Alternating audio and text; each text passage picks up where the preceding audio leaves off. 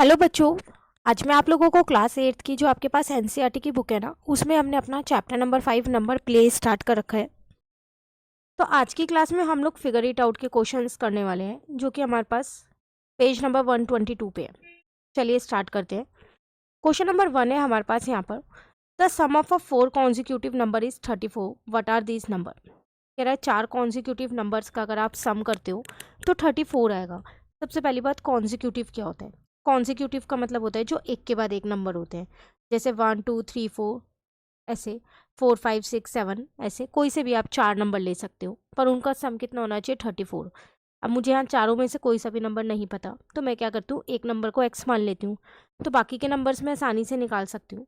तो मैंने यहाँ लेट कर लिया, let the 4 consecutive numbers are x, फिर अगला x+1 होगा, अगला x+2, देन x+3 होगा, क्योंकि 1 1 प्लस हो रहा है कॉन्जिक्यूटिव में। इन सम का सम मुझे कितना दे रखा था? 34 दे रखा था। तो मैंने यहाँ सारे x को एक साथ प्लस किया तो 4x आ गया, नंबर्स को एक साथ प्लस किया तो 6 आ गया। फाइनली मैंने यहाँ से x की वैल्यू निकाल दी, जो कि मेरे पास 7 आ गई। तो इसका मतलब पहला नंबर 7 है। तो फिर आगे के नंबर्स क्या होंगे? 8 9 10। तो 4 कॉन्जिक्यूटिव नंबर्स आ गए आपके पास, 7 8 9 10। क्लियर? क्वेश्चन नंबर 2 है हमारे पास, suppose p is the greatest of 5 consecutive number. कह रहे अगेन आपके पास 5 कॉन्जिक्यूटिव नंबर्स हैं अब, जिसमें p सबसे बड़ा नंबर है। तो describe the other 4 numbers in terms of p की मैं ही बाकी के 4 नंबर्स बताऊं। तो अगर आप यहाँ पर देखो,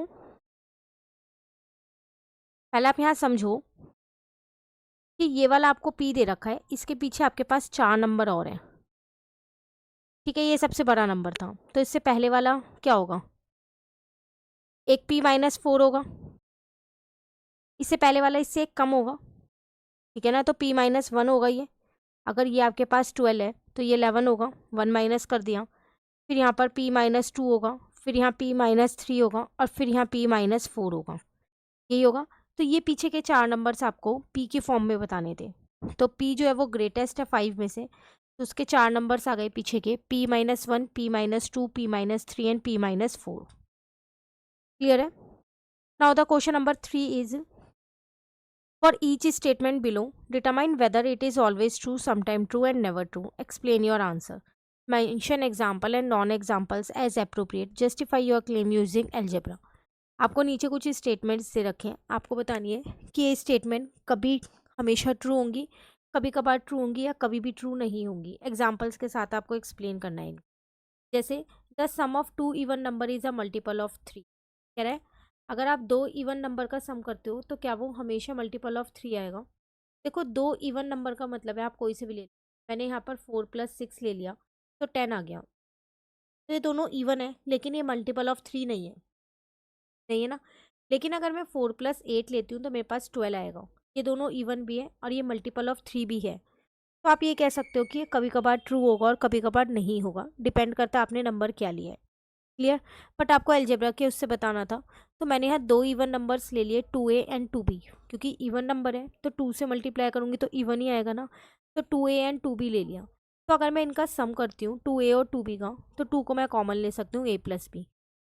तो जो कि इवन होगा, बट ऐसा ज़रूरी नहीं है कि वो मल्टीपल ऑफ 3 हो। मैंने यहाँ एग्जाम्पल्स भी लिखे हैं 2। ठीक है, तो इसलिए स्टेटमेंट समटाइम ट्रू है।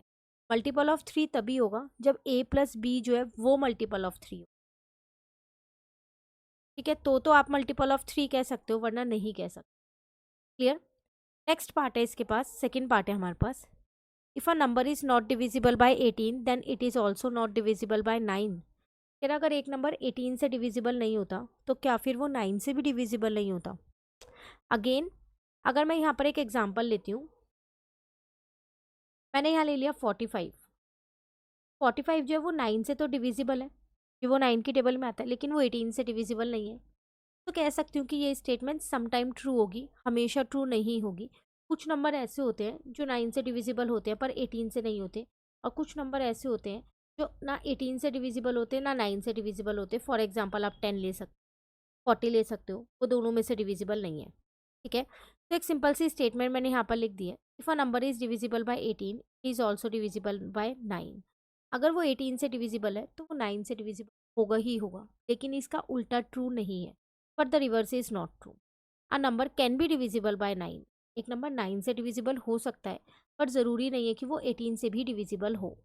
ठीक है, तो एग्जाम्पल 45 जो है वो 9 से डिविजिबल है, 18 से नहीं है। 40 जो है वो दोनों से डिविजिबल नहीं है। तो ये स्टेटमेंट कभी सही हो सकती है और कभी गलत भी हो सकती है। क्लियर। नेक्स्ट है आपके पास, if two numbers are not divisible by 6 then their sum is not divisible by 6। यार अगर दो नंबर आप ले लो, अगर वो 6 से डिविजिबल नहीं है तो फिर उनका सम भी डिविजिबल नहीं होगा। जैसे मैंने 2 और 3 ले लिया, ये दोनों 6 से डिविजिबल नहीं है, तो इनका सम भी 6 से डिविजिबल नहीं है। ये ना कह सकते हो ट्रू है। लेकिन अगर मैंने एक और नंबर ले लिया 1 और 5, ये दोनों भी 6 से डिविजिबल नहीं है। ठीक है, पर जो इनका सम है 6, वो तो 6 से डिविजिबल है। तो अगेन ये स्टेटमेंट समटाइम ट्रू है।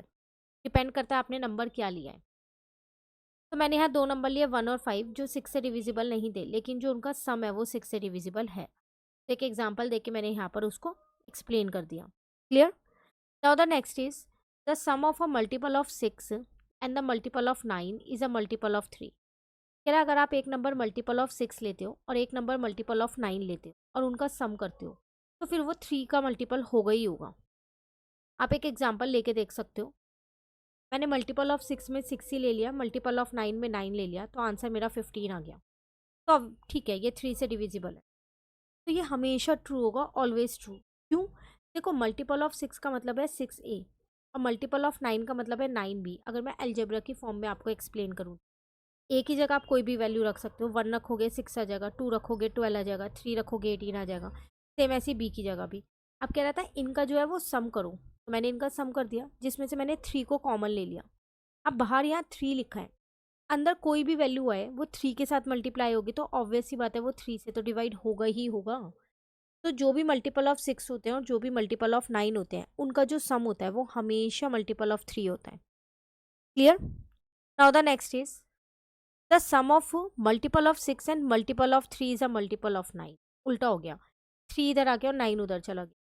मल्टीपल ऑफ 6 अभी हम ऊपर सीख के आए, 6 ही होता है। मल्टीपल ऑफ 3 मैंने अब 3 भी मान लिया, पहले 9 था तो 9 भी था।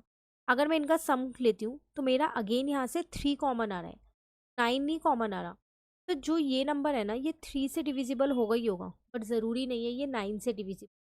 फॉर एग्जाम्पल मैंने यहाँ पर 6 का मल्टीपल 12 ले लिया, 3 का मल्टीपल 3 ले लिया, आंसर आ गया 15 जो कि 9 का मल्टीपल नहीं है। सेम 6 का मल्टीपल 6 लिया, 3 का मल्टीपल 3 लिया, आंसर आया 9 जो कि 9 से डिविजिबल है। तो ये सम टाइम ट्रू होगा। डिपेंड करता है आपने नंबर क्या लिया है। क्लियर। नेक्स्ट क्वेश्चन नंबर 4 पे आ गए अब हम। तो क्वेश्चन नंबर 4 है हमारे पास यहाँ पर, find a few numbers that leave a reminder of 2 when divided by 3 and a reminder of 2 when divided by 4। Write an algebraic expression to describe all such number. कह रहा है ऐसे कुछ नंबर्स लिखो जिसको आप अगर 3 से डिवाइड करते हो तो भी रिमाइंडर 2 बचता है, और 4 से डिवाइड करते हो तो भी रिमाइंडर 2 बचता है। तो देखो, number that leave a reminder 2 when divided by 3, तो एल्जेब्रिक फॉर्म होगी 3a + 2। क्योंकि 3a वो सारे नंबर है जो 2 से डिविजिबल है। अगर उसमें मैं +2 कर दूंगी तो फिर वो 3 से डिविजिबल नहीं होंगे। जैसे अगर मैं इसकी जगह पर 1 पुट कर दूँ a की जगह पर, तो मेरा आंसर आ जाएगा 5। तो ये 3 से डिविजिबल नहीं है। जब आप इसको 3 से डिवाइड करोगे तो आपका रिमाइंडर क्या बच जाएगा, 2 बच जाएगा। तो ये अलजेब्रिक फॉर्म है। सेम ऐसी number that leave a reminder 2 when divided by 4, अगर 4 से डिवाइड करते हो तो 4b + 2। सेम वही, b की कोई भी वैल्यू अब आप यहाँ पुट कर लो, जब आप सॉल्व करके 4 से डिवाइड करोगे तो 2 बचेगा। तो number that leave a reminder of 2 when divided by 3 and reminder of 2 when divided by 4। तो मुझे देखना पड़ेगा इन दोनों का कॉमन क्या है, मल्टीपल क्या है कॉमन। तो दोनों की टेबल में 12 आता है। तो इसका मतलब मैं ये कह सकती हूँ कि वो नंबर जो इन दोनों से डिवाइड हो, ये तो अलग अलग था। मतलब अगर आपसे पूछता कि एक ऐसा नंबर बताओ 3 की टेबल का जो डिवाइड करके रिमाइंडर 2 बचा है, तो उसकी अलजेब्रिक फॉर्म ये है। सेम ऐसे ही एक ऐसा नंबर बताओ जब हम उसे 4 से डिवाइड करें तो 2 रिमाइंडर बचे, ये उसकी अलजेब्रिक फॉर्म। तो ये अलग अलग है, बट मुझे दोनों के लिए बताना है कि 3 और 4 दोनों से ही सेम नंबर को डिवाइड करूँ तो रिमाइंडर 2 है। तो इसका मतलब मैंने क्या किया, पहले इनका लीस्ट कॉमन मल्टीपल निकाला जो कि 12 आ गया। अब मैंने इसको अलजेब्रिक फॉर्म में लिख दिया 12c + 2। आप c की जगह कोई भी अल्फ़ाबेट ले सकते हैं एक्सेप्ट a एंड b, क्योंकि हम वो ऑलरेडी ऊपर ले चुके हैं। तो इसका मतलब ये मेरी वो अलजेब्रिक फॉर्म है। अब मैं यहाँ c की जगह वैल्यूज़ को पुट करती हूँ। तो अगर मैं c की जगह 1 पुट करती हूँ तो आंसर 14 आएगा। 12 × 1 = 12 + 2 14। सी की जगह 2 पुट करती हूँ, आंसर 26 आएगा। 3 पुट करती हूँ, 38 आएगा। तो ये वो सारे नंबर्स हैं, जब आप इन्हें 3 और 4 से डिवाइड करोगे तो आपका रिमाइंडर बचेगा ही बचेगा। फॉर एग्जाम्पल अगर मैं 14 को डिवाइड करती हूँ तो 3 4 जो आपके पास 12 हो जाएगा, रिमाइंडर 2 आ गया। इसी नंबर को अगर मैं 4 से डिवाइड करती हूँ, 4 3 जा 12 आ जाएगा, रिमाइंडर 2 आ गया। आ रहा है ना? तो अब आप इससे कितने भी नंबर निकाल सकते हो इस एक्सप्रेशन से। जो 3 और 4 के टेबल से डिवाइड करोगे तो हमेशा रिमाइंडर 2 देगा। Clear? Now question number 5 is I hold some pebbles, not too many, when I group them in 3 one stay with me. कह रहा है मेरे पास बहुत सारे पेबल्स हैं, लेकिन जब मैं उनका 3 3 का ग्रुप बनाता हूँ ना ऐसे, तो लास्ट में आके मेरे पास एक बच जाता है। Try pairing them up, it simply won't do, a stubborn old pebble remain in my view. जब मैं पेयर करता हूँ, पेयर मतलब 2 2 का ग्रुप बनाता हूँ, तब भी मेरे पास एक पेबल बच जाता है। Group them by 5 yet one still around. जब मैं 5 5 का ग्रुप बनाता हूँ ऐसे, तब भी मेरे पास एक पेबल बच जाता है। But grouping in 7 perfection is found. लेकिन जब मैं 7 7 का ग्रुप बनाता हूँ ऐसे, 1 2 3 4 5 6 7 और एक बार और 7, तो मेरे पास एक भी नहीं बचता, सारे अरेंज हो जाते हैं। तो more than 100 would be far too bold, can you tell me the number of pebble I hold. तो आप बता सकते हो कि मेरे पास कितने पेबल्स हैं जो सिर्फ 7 के ग्रुप में अरेंज हो रहे हैं, 2 3 और 5 के ग्रुप में अरेंज नहीं होंगे क्योंकि उनमें एक एक बच रहा है। तो अगर आप ग्रुप करते हो 3 की में तो भी एक बचता है, पेयरिंग करते हो 2 के साथ तो भी एक बचता है, 5 के साथ ग्रुप करते हो तो भी, और जो ग्रुप कर रहे हो 7 के साथ वो एकदम परफेक्ट है। और जो वो नंबर है वो आपको पता है कि क्या है। 100 से आपके पास वो नंबर छोटा है या फिर बराबर है, क्योंकि कह रहे हैं यहाँ पर आपसे more than 100 would be far too bold, 100 से बड़ा नहीं है वो। तो 2 3 5 पहले मुझे देखना है इन तीनों की टेबल में कौन सा वो कॉमन मल्टीपल आता है। तो 30 आता है तीनों की टेबल में, एलसीएम लिया तो एल्जेब्रिक फॉर्म हो जाएगी इसकी 30 के प्लस 1, क्योंकि एक पेबल हर बार बच रहा था, मतलब रिमाइंडर 1 बच रहा है ना। तो मैंने उसकी एल्जेब्रिक फॉर्म निकाल ली 30 के प्लस 1, जो भी एलसीएम आया वो, के की जगह आप कोई भी अल्फ़ाबेट ले सकते, +1। Now put the value of के। अगर मैं के की जगह 1 पुट करती हूँ तो मेरा आंसर 31 आएगा, जो कि 7 की टेबल में नहीं आता। अब हम 7 से क्यों देख रहे हैं, क्योंकि आप 7 7 का ग्रुप बना रहे थे तो ही परफेक्ट था, तो एक भी पेबल नहीं बच रहा था। पर 31 7 की टेबल में नहीं आता, तो इसका मतलब 31 पेबल्स नहीं हो सकते। के की जगह 2 पुट किया मैंने, मेरा आंसर 61 आया। अगेन 61 भी नहीं आता है 7 की टेबल में, तो इसका मतलब 61 पेबल्स भी नहीं है। 3 पुट किया तो 91 आया। 91 ज़रूर आता है। 7 1 जा 7, 7 3 जा 21, और ये 100 से छोटा भी है। तो इसका मतलब उसके पास कितने पेबल्स हैं, उसके पास टोटल 91 पेबल्स हैं। और अगर आप 91 को 2 से करोगे तब भी आपके पास 1 बचेगा। देखो 2 5 जा 10, 1 बच गया। 3 से करोगे तब भी 1 पेबल बचेगी, 5 से करोगे तब भी 1 पेबल बचेगी। तो इसका मतलब आपका आंसर 91 है। Clear? Now the question number 6 is Tathagat has written several numbers that leave remainder 2 when divided by 6. He claimed if you add any 3 such numbers, the sum is always a multiple of 6. Is he correct? यहाँ पर आपसे क्या कह रहा है?